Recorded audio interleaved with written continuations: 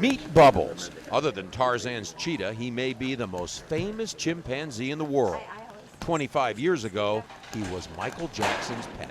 Probably the best tribute that we could pay to Michael Jackson here is to just take excellent care of Bubbles, because I know he loved Bubbles. Patty Reagan is director of the Center for Great Apes outside Wauchula, Florida. For the last 4 years, Bubbles has lived here at the nonprofit sanctuary with 41 other chimpanzees and orangutans. Nearly all were circus performers, pets, or in the movies. They relax, they take naps together, they might go up in the top of the cupola, they might go out in the chutes and lie under a tree in the tunnel system. They groom each other, and they fight, and they have arguments too. Like we do. Yes.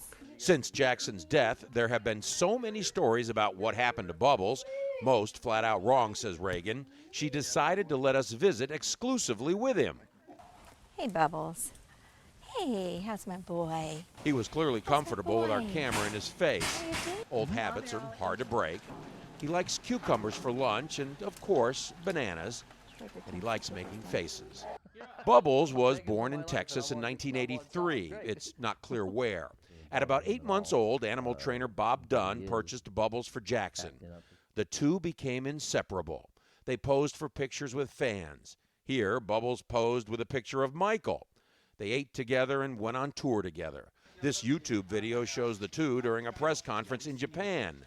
But eventually, when Bubbles got too big and strong, he was returned to animal trainer Dunn, where he lived until 4 years ago.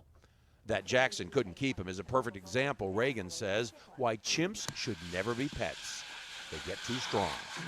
This is one of the most successful and wealthy individuals at the time he had Bubbles, and it was not even appropriate for him to keep Bubbles after a certain age. Jackson never came to visit Bubbles, but if he had... Most of our chimps recognize their former owners, and they got very excited to see them, and I am sure that he would have recognized He'd have Michael. got pretty excited to see Michael. I'm sure he would have. Easy, go. Easy. They might even have moonwalked together Easy. for old time's sake. John Zarrella, CNN, Wauchula, Florida.